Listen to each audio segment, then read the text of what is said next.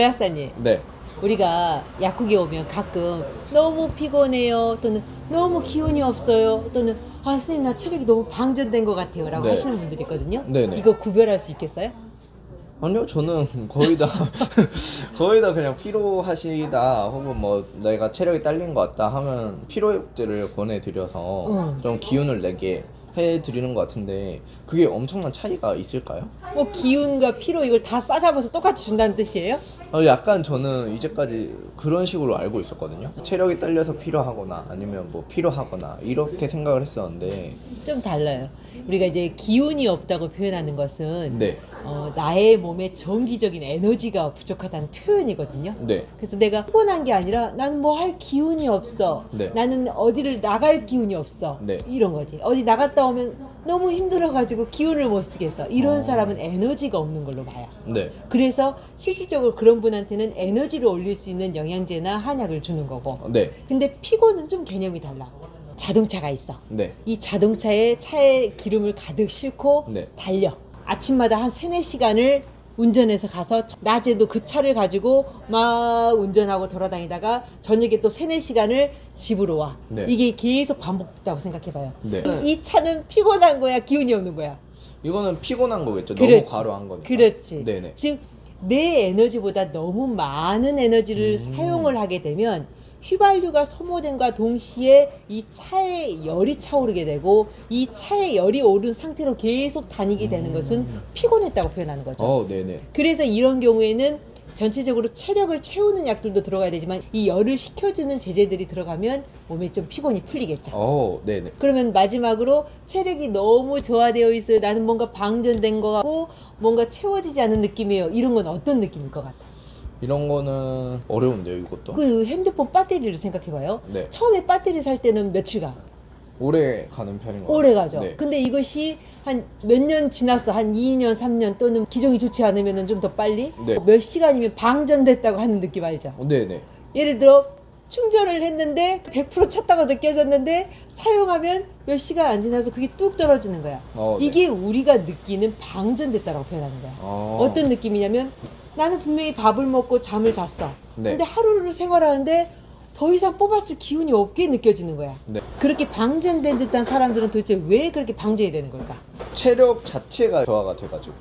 일반적으로 타고나기를 체력을 관장하는 장부는 신장, 즉 부신의 기능으로 보거든요. 네. 그래서 부신의 기능이 약한 사람이 빨리 올 수가 있고 또 한 가지의 경우가 우리가 커피를 계속 마시면서 내 몸을 몰아쓰죠. 네.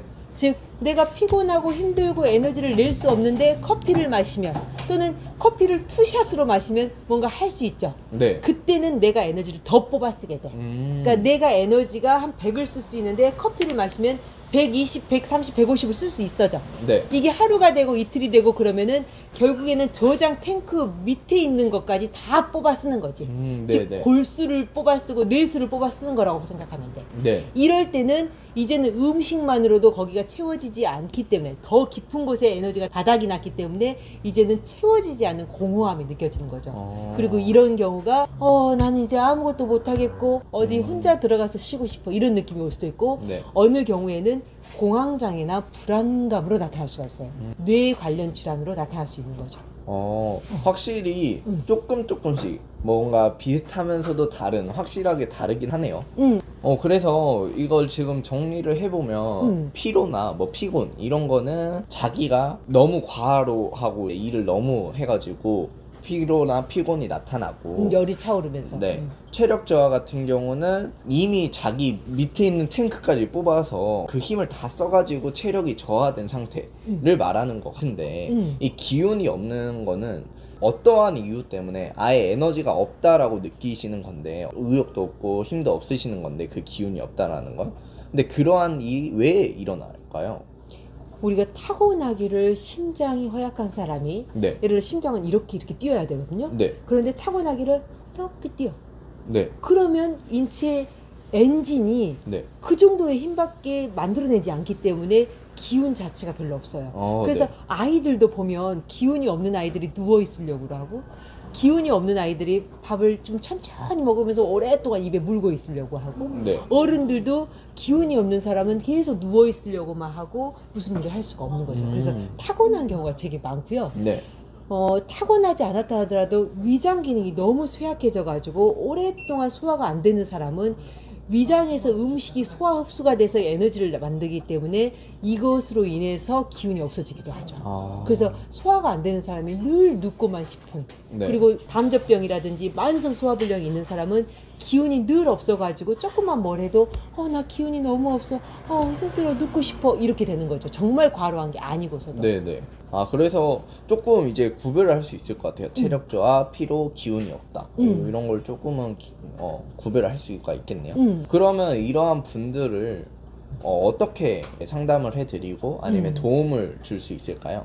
우리가 이제 제일 첫 번째가 나 기운이 없어요. 근데 그 기운이 없는 이유가 심장이다. 그러면은 심장에 양기를 올려주는 게 대표적인 게 홍삼이잖아요. 네. 네. 그래서 홍삼을 쓸 수도 있고 심장에 양기를 올려주는 어떤 한약 제제를 이용해서 쓸 수 있을 것 같고, 네네. 만약에 소화력이 떨어져 있는 사람이라면 소화를 아주 잘 시켜줄 수 있게끔, 예를 들어 그게 양약으로 안 된다면 한약 제제로 소화력을 굉장히 올려주거나 담즙 치료를 해주면 기운이 올라갈 수 있을 것 같아요. 네네. 두 번째, 과로의 경우는 네네.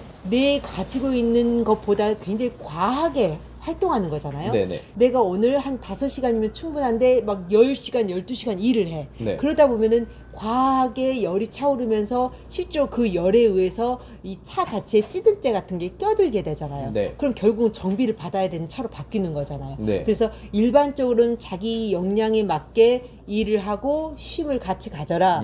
너무 피곤하면 중간에 낮잠이라도 자라. 네. 그리고 저녁에 집에 들어왔을 때는 바로 집안일 하지 말고 집에 들어와서 한 2~30분이라도 좀 누워 있어라. 네. 이런 것들을 좀 하면서, 음식을 과식하거나 안 좋은 음식을 먹으면 그걸 회독하는데 또는 분해하는데 엄청난 에너지를 쓰거든요. 네. 그래서 이런 에너지를 쓰지 않기 위해서 음식을 건강하게 소식해라. 그리고 네. 적당하게 이걸 분해시킬 수 있게 운동을 하고 약간 탄력을 줄 수 있게 해라. 그렇게 생활하면 좋을 것 같고, 네. 만약에 내가 최대한 노력을 하는데도 계속 필요할 상황이다 라고 한다면 도움이 되는 게 비타민제를 넣어서 간의 대사를 올려준다거나 아니면 간장약을 넣어서 간의 해독이라든지 간세포를 좀 보호하다 보면 우리가 피곤이 좀 풀리는 그런 효과가 있게 되겠죠. 네네. 그리고 마지막으로 정말 방전된 경우에는 이걸 채워 넣어야 하거든요. 네. 그래서 이걸 채워 넣는 것이 영양제로는 사실 많지는 않아요.